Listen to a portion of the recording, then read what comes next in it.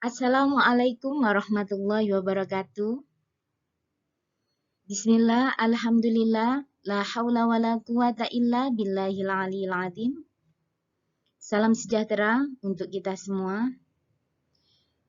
Yang saya hormati seluruh pimpinan di IAIN Madura dan semua mahasiswa-mahasiswi Prodi PAI Fakultas Tarbiyah IAIN Madura.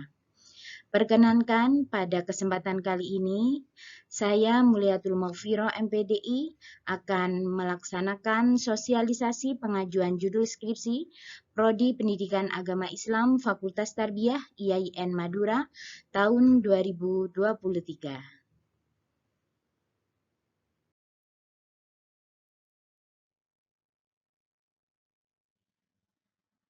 Berdasarkan Pedoman Pendidikan Program Sarjana IAIN Madura tahun 2022, yang pertama bahwasanya tugas akhir program sarjana dapat berupa yang pertama adalah skripsi. Program sarjana adalah program S1. Jadi skripsi ini sama halnya dengan Pedoman Pendidikan Program Sarjana IAIN Madura tahun 2019. Juga tugas akhirnya adalah berupa skripsi. Adapun ketentuan dari skripsi yang pertama, skripsi merupakan karya tulis ilmiah yang harus disusun setiap mahasiswa pada akhir studinya berdasarkan hasil penelitian lapangan atau kajian kepustakaan dan sebagai prasyarat menyelesaikan program sarjana. Yang kedua, penulisan skripsi dimaksudkan untuk menilai kecakapan mahasiswa dalam memecahkan masalah ilmiah dengan cara mengadakan penelitian, menganalisis dan menarik kesimpulan serta melaporkan hasilnya. Dan yang ketiga, mahasiswa dapat mengajukan judul skripsi apabila telah menyelesaikan minimal 100 SKS dan telah lulus mata kuliah metodologi penelitian.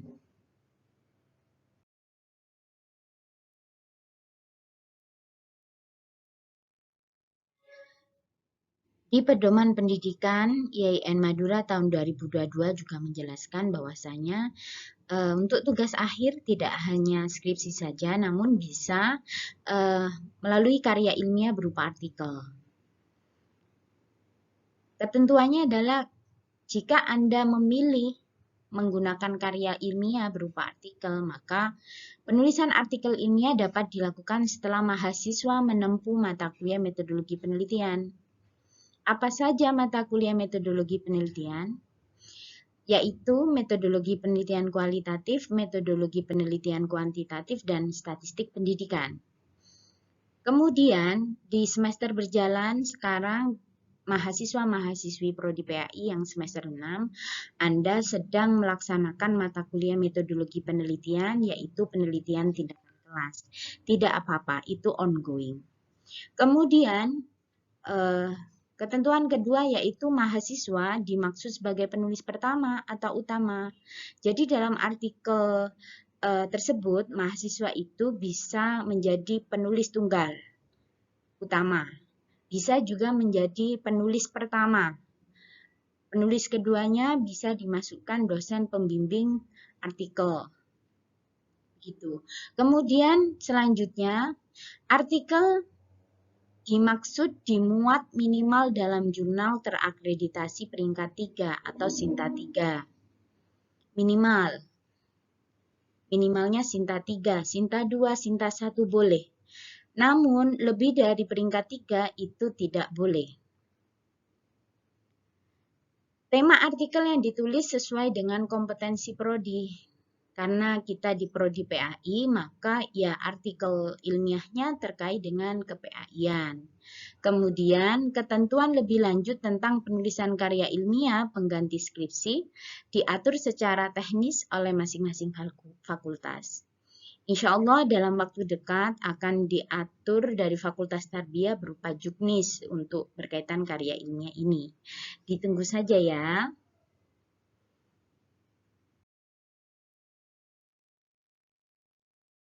Syarat-syarat administratif yang harus dilengkapi yang pertama, mahasiswa aktif Prodi PAI minimal semester 6. Kalau kurang dari semester 6, maka tidak boleh mengajukan judul. Lebih dari semester 6, masih tetap boleh mengajukan judul. Namun alangkah baiknya Anda di semester 6 ini gerak cepat untuk mengajukan judul. Karena seiring dengan perkembangan zaman, maka banyak kesamaan judul yang itu masuk di server. Sehingga semakin sedikit peluang Anda untuk menginginkan atau membuat judul yang sama dengan kakak tingkat Anda atau teman Anda yang lebih dulu mengajukan judul. Kemudian yang kedua, Anda telah menyelesaikan 100 SKS dan telah lulus mata kuliah metodologi penelitian, yaitu metodologi penelitian kualitatif, metodologi penelitian kuantitatif, statistik pendidikan.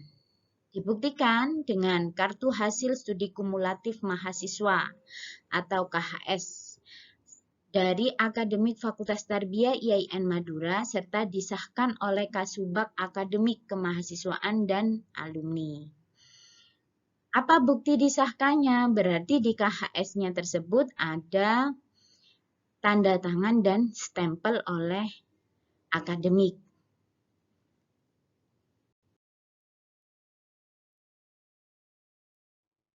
Syarat pengajuan judul skripsi. Pengajuan judul skripsi dilaksanakan secara online dengan mengunggah dokumen KHS kumulatif mahasiswa sementara. Tadi sudah dijelaskan di syarat-syarat administratifnya.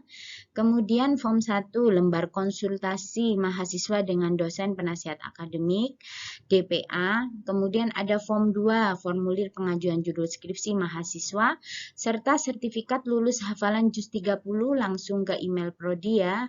Ada di samping, nanti Anda bisa akses. Kemudian yang kedua, perihal administratif contoh form 1 sampai dengan form 6 bisa di-download melalui link yang ada. Link tersebut sudah include dengan surat sosialisasi pengajuan judul tersebut yang diunggah insya Allah ada di Facebook. Kemudian untuk penjelasan lebih lanjut bisa diakses melalui YouTube Prodi PAI, melalui video ini dan Facebook Prodi PAI IAIN Madura.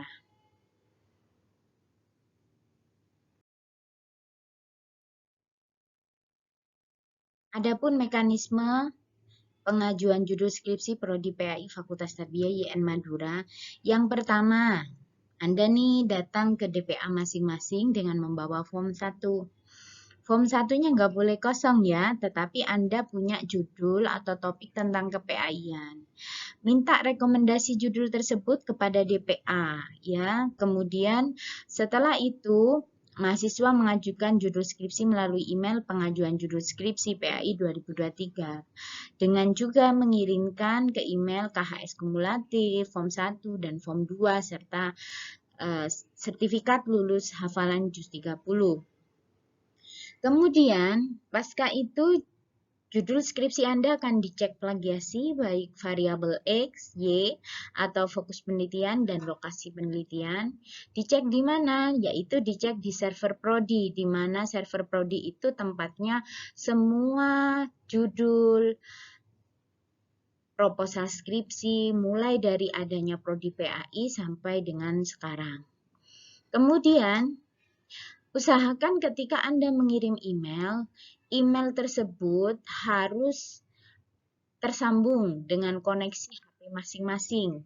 Harus email sendiri, tidak boleh emailnya yayangnya, nggak boleh, orang tuanya nggak boleh, harus email mahasiswa tersebut. Karena sewaktu-waktu untuk pemberitahuan, untuk apakah masuk tahapan ACC, dan sebagainya, itu langsung melalui email. Kemudian, setelah Anda kirim di email, sudah dicek plagiasi, kemudian Kaprodi menentukan dosen pembimbing skripsi sesuai keilmuan dan disiplin ilmu, serta judul yang di ACC. Judul yang di ACC harus di-screenshot, di-print, dan dilanjutkan untuk mengajukan lembar persetujuan judul dan dosen pembimbing kepada Sekretaris Prodi PAI.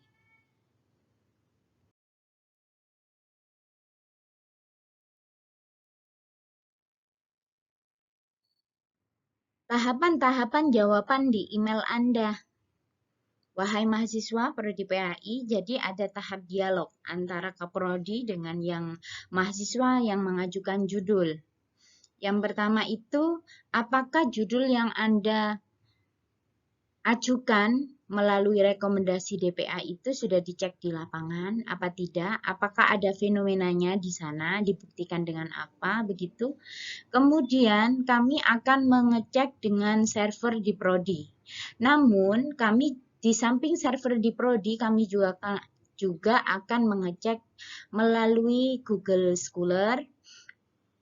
Makanya Anda setelah dari DPA atau sebelum dari DPA sebaiknya Anda siap-siap mengecek sendiri melalui Google Scholar apakah ada kesamaan dari variabel atau fokusnya dengan judul-judul di luar Prodi PAI atau ada di kampus lain. Itu antisipasi saja karena kami menggunakan sistem ganda untuk cek plagiasi. Kemudian setelah ditentukan, maka kami akan hampir ACC-kan, yaitu tahapan hampir ACC. Judul Anda sudah dicek plagiasi dan bisa dilanjutkan dengan syarat meng-cross-check fenomena yang diteliti dengan kondisi yang ada di lokasi penelitian. Kalau Anda sudah mengeceknya di awal, itu malah lebih bagus, malah lebih cepat. Pada hampir ACC ini, Anda harus mengupload referensi variabel X dan Y-nya atau fokus penelitian Anda baik berupa doc, PDF maupun image minimal 2 buku, 3 jurnal yang relevan dengan fokus penelitian Anda. Kemudian tahap ketiga yaitu tahap ACC. Pada tahap ini judul Anda resmi disetujui dan akan diberikan dosen pembimbing skripsi oleh Kaprodi PAI. Dan tahap yang terakhir yaitu pasca ACC. Nanti akan saya jelaskan pasca ACC itu ngapain aja ya. Oke, tetap semangat ya. Dengan tahapan-tahapan ini jangan pantang menyerah. Pada tahapan pasca ACC yang harus dilakukan oleh mahasiswa, mengarsipkan form 1. Form 1 tadi dari DPA, mengarsipkan form 2, memproses form 3, dan memproses form 4 ke dosen pembimbing skripsi, memproses form 5, memproses form 6. Apa Bunda isinya form 1 sampai dengan 6? Itu ada di Google Drive yang sudah kami sampaikan di surat pengajuan judul tersebut ya.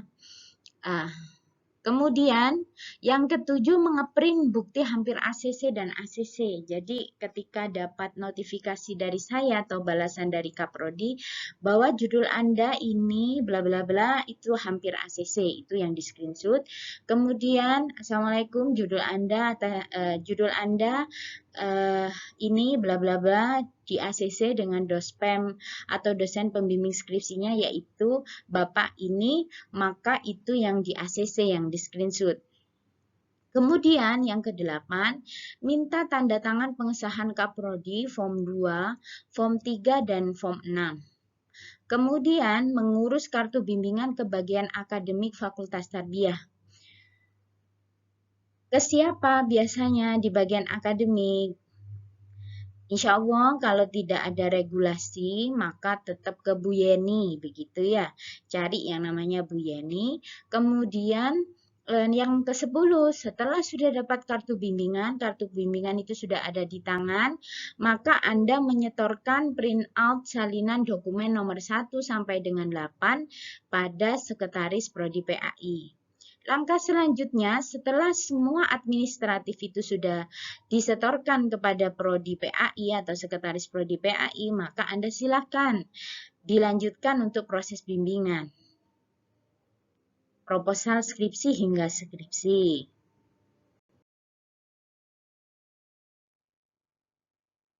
Ini adalah email pengajuan judul. Jadi email pengajuan judul skripsi Anda pengajuan judul skripsi.pai2023@gmail.com ya. Ingat itu ya. Berkirimlah secepat mungkin tentang pengajuan judul karena judul itu Seiring dengan berjalannya waktu, satu, penelitiannya itu bisa expired, tidak ada lagi fenomena, atau ganti, misalnya kalau penelitian kebijakan, itu dengan kebijakan yang baru, begitu. Jadi, lebih cepat, saran saya lebih cepat mengajukan judul, lebih bagus, karena di semester 6 Anda nih sudah berhak untuk lulus di semester 7.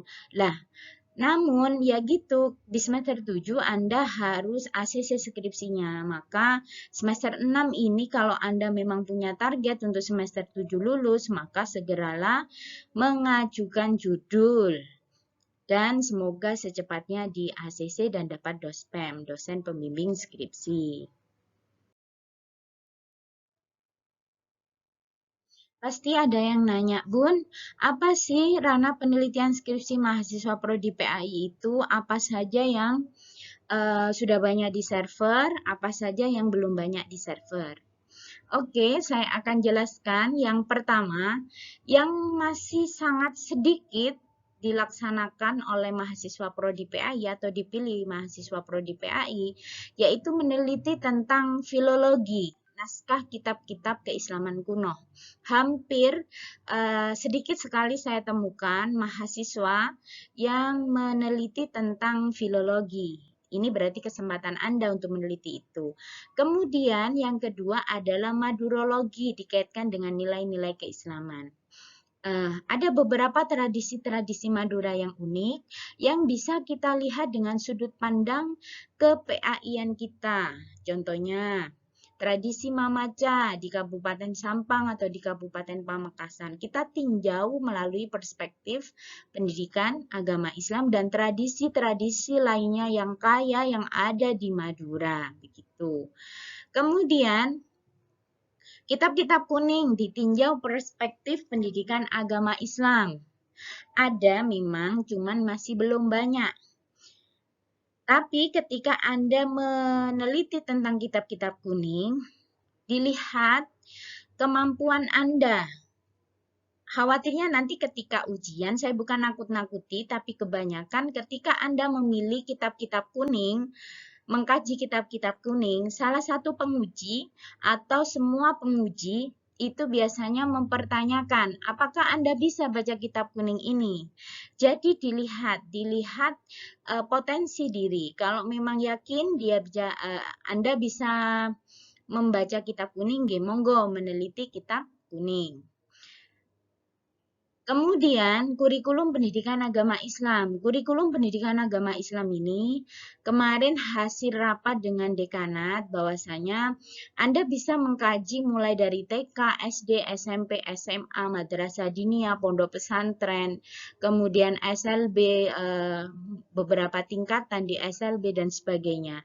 Kenapa? Karena kami di Prodi PAI Fakultas Tarbiyah YN Madura itu sudah bekerja sama dengan IGTK PAI, KKG PAI SD, MGMP PAI SMP, kemudian MGMP PAI SMA, MGMP PAI SMK, kemudian juga dengan Asosiasi Guru Pendidikan Agama Islam se-Kabupaten Pamekasan. Tidak apa-apa, berarti kurikulumnya itu karena PA itu ada di mana-mana. Bisa Anda teliti, dikaitkan dengan kurikulum pendidikan agama Islam. Kemudian yang kelima, perangkat pembelajaran, metode, media, strategi mengajar pendidikan agama Islam, akidah akhlak, sejarah kebudayaan Islam, fikih, Quran, hadis. Ini bisa Anda teliti. Bisa menggunakan metodologi penelitian kuantitatif ataupun kualitatif, atau Anda mau mempraktekkan di lapangan bisa jenis penelitian eksperimen dan jenis penelitian tindakan kelas atau PTK.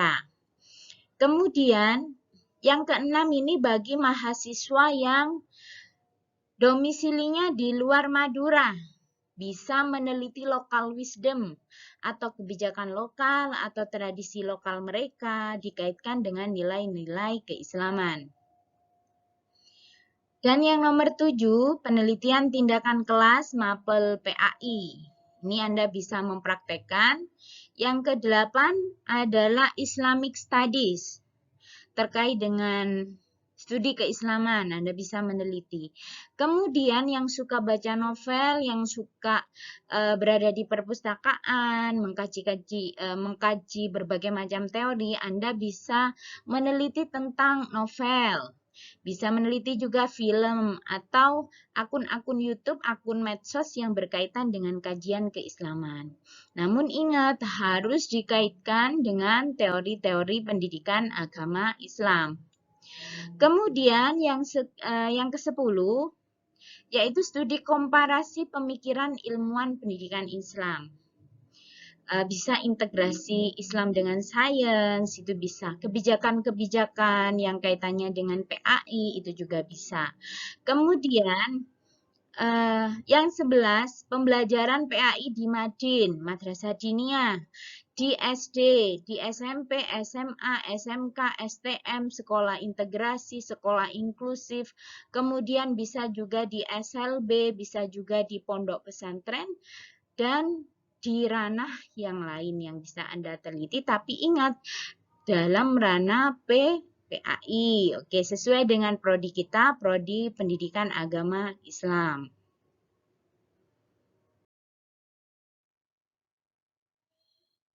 Setelah Anda mengikuti tahapan-tahapan pengajuan judul skripsi, kemudian Anda itu melaksanakan bimbingan proposal skripsi, Anda di ACC untuk ikut ujian proposal skripsi, pastinya Anda akan melaksanakan penelitian untuk mengerjakan skripsi Anda. Nah, pasca mengerjakan skripsi, kemudian ada proses turnitin ya, di prodi PA itu ada turnitin, bahwasanya bab 1 dan bab 4 itu maksimal 25%. Jadi, Anda pasca diturnitin nanti akan daftar untuk ujian skripsi. Apa saja syarat mahasiswa mengikuti ujian skripsi? Yang pertama, Anda harus menyelesaikan dan dinyatakan lulus mata kuliah paling sedikit 144 SKS termasuk mata kuliah skripsi. Gimana Bunda saya biar tahu SKS saya sudah dapat berapa? Caranya Anda ke bagian staf prodi PAI. Di akademik itu namanya Pak Arif. Kemudian print KHS-nya, dihitung apakah sudah nyampe 144 SKS atau belum. Kemudian Anda sudah atau telah menempuh dan dinyatakan lulus seluruh mata kuliah wajib dan pilihan wajib. Itu juga bisa dicek melalui KHS yang Anda dapatkan dari staf prodi PAI. Kemudian telah dinyatakan lulus ujian proposal skripsi. Udah lulus ujian proposal skripsi? Lanjut. Telah di ACC oleh dosen pembimbing skripsi untuk ikut ujian skripsi. Ketika Anda mau mengikuti ujian skripsi, Anda harus atau telah memprogram mata kuliah skripsi pada KRS pada semester berjalan. Jika Anda yakin semester 7 Anda, skripsi Anda itu di ACC untuk sidang skripsi, maka di semester 7 pula Anda harus, di KRS-an awal, Anda harus memprogram skripsi. Kemudian tidak sedang dijatuhi skorsing oleh tim penegak kode etik. Jadi Anda tidak kena skorsing dari tim kode etik fakultas maupun institusi. Kalau ada yang bertanya begini, Bunda, saya program semester 7 skripsi, namun saya ternyata belum di ACC di semester 7. Bolehkah saya memprogram skripsi di semester 8? Boleh, tidak apa-apa. Semester 7 nilai skripsi Anda tidak akan keluar karena Anda belum ujian skripsi, namun nanti di semester 8, ketika Anda sudah ujian skripsi dan nilainya diunggah oleh masing-masing penguji, insya Allah akan masuk di KHS Anda. Begitu. Jadi jangan khawatir kalau Anda memang punya target semester 7, segeralah nanti ketika KRS-an di program skripsinya. Begitu.